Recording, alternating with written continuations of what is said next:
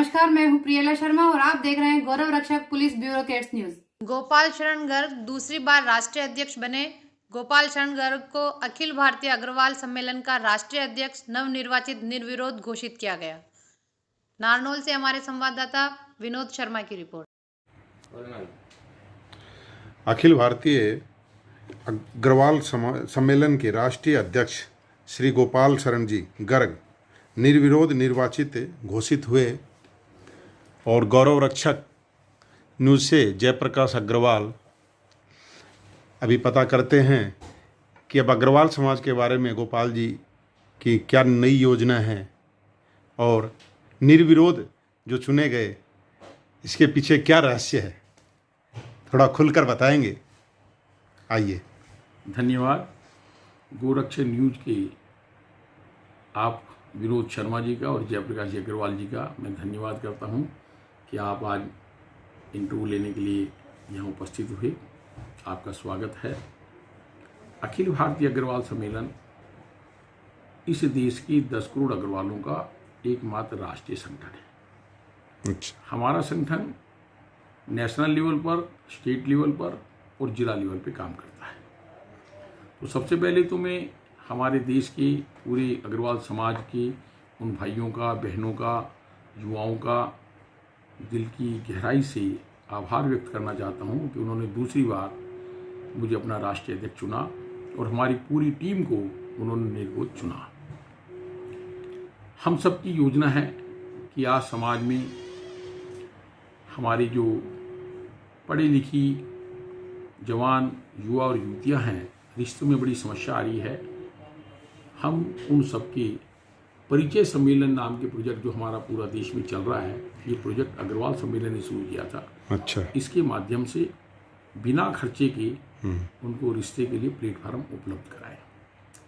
जितने भी परिचय सम्मेलन आज के दिन देश में चल रहे हैं, आज सैकड़ों की संख्या में परिचय सम्मेलन अलग अलग नगरों में चल रहे हैं, हम उन सबको केंद्रित कर एक दूसरे से जोड़कर, ताकि एक दूसरे परिचय सम्मेलन में इकट्ठे हुए बायोडाटा का पूरे देश के अन्य नगरों को लाभ मिल सके, ऐसा एक केंद्र बनाएंगे। एक बात। दूसरा, मैं चाहता हूं कि आज गरीब परिवार जो समाज के हैं, उनको रिश्तों में बड़ी समस्या आती है। वैभवता के नाम पे बड़े लोग जो बहुत फिजूल खर्ची भी करते हैं और अथाह फंड है उसको खर्च करते हैं। तो हम चाहते हैं कि शादी में एक आदर्श विवाह के रूप में लोग उदाहरण प्रस्तुत करें, और उसका सबसे बड़ा तरीका यही हो सकता है कि जो रात में शादियां होती हैं उनको बंद किया जाए और दिन के फेरे शुरू किए जाए।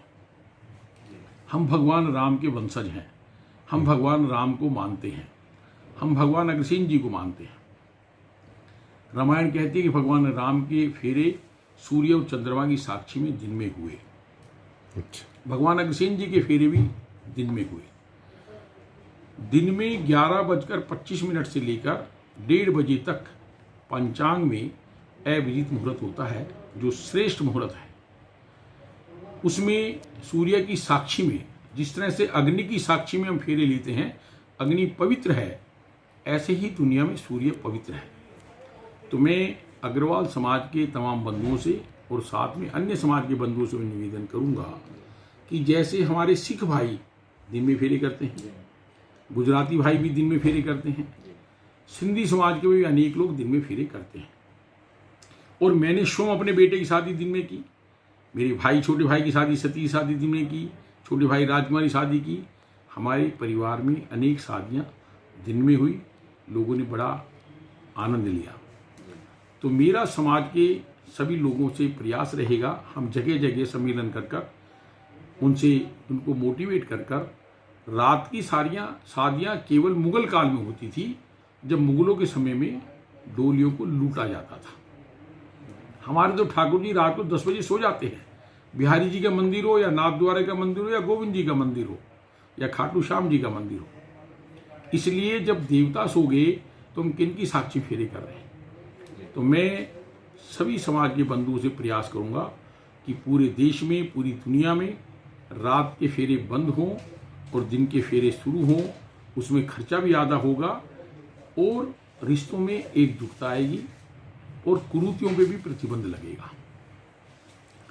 दूसरा हमारा प्रयास रहेगा कि समाज में साधन के अभाव में कोई गरीब शिक्षा, स्वास्थ्य, रोजगार के क्षेत्र में आगे अपनी प्रतिभा को प्रदर्शित करने से वंचित ना रहे।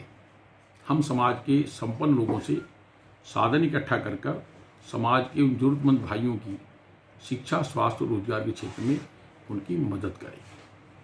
इसके साथ ही आज क्योंकि अग्रसेन जी ने कलयुग में धर्म की स्थापना की थी, हम अग्र भागवत के माध्यम से पूरे देश में जगह जगह अग्र भागवत की कथाएं कराकर, एक शाम अग्रसेन जी कीर्तन कराकर धर्म के माध्यम से, क्योंकि हमारा अग्रवाल समाज धर्मपरायण समाज है, ये राष्ट्रभक्त समाज है, उन महापुरुषों के इतिहास की जानकारी देकर अग्रोहा में अग्रविभूति स्मारक का जो निर्माण कर रहे हैं, उस अग्रविभूति स्मारक के माध्यम से अग्रोहा से लोगों को जोड़कर उसको शक्तिपीठ बनाकर उन महापुरुषों के दर्शन कराकर उनके इतिहास पर रिसर्च कराकर लोगों को संस्कारित समाज का निर्माण करेंगे, ताकि लोगों में राष्ट्र भावना, सामाजिक भावना, आपसी प्रेम और अपने से बड़ों का सम्मान करने की भावना जो हमारी परंपरा रही है वो जागृत हो। इस देश में पश्चिमी सभ्यता का जो प्रभाव बढ़ता जा रहा है, हम प्रयास करेंगे कि हमारे पढ़े लिखे शिक्षित नवयुवक वो खूब पढ़ें, खूब शिक्षा लें, खूब आगे बढ़ें, लेकिन भारतीय संस्कृति के संस्कारों को ना छोड़ें। हमारी भारतीय संस्कृति है वो जिंदा रहे। हम अग्रवाल समाज के माध्यम से उदाहरण प्रस्तुत कर कर अन्य समाज के लोगों से भी निवेदन करेंगे कि अपनी इस भारतीय संस्कृति की हम रक्षा कर कर हमारा जो ये देवभूमि है, ये जो हमारी देवताओं की भूमि है, ये जो हमारे ऋषि महर्षियों की भूमि है, इसमें जो संस्कार मिले हैं, हमने सबका सम्मान किया है, हमने जीव मात्र पर दया की है, हमने विश्व कुटुंबकम का जो एक सिद्धांत सीखा है, उस पर कायम रहकर अशांत विश्व को शांति प्रदान करने में, इस दुनिया को आतंकवाद से मुक्ति दिलाने में, समाज को संगठित कर कर और साथ में सरकार को ऊपर भी, क्योंकि हमारे समाज का व्यापारी वर्ग से संबंध है, तो आज छोटा व्यापारी जो परेशान है उस व्यापारी को इकट्ठा कर कर हम सरकार से कहेंगे हर प्रांत में व्यापारी कल्याण आयोग का गठन हो, जिसके माध्यम से उपभोक्ता को सस्ता सामान मिले, किसान को उसकी फसल का उचित मूल्य मिले और व्यापारी को सम्मान मिले।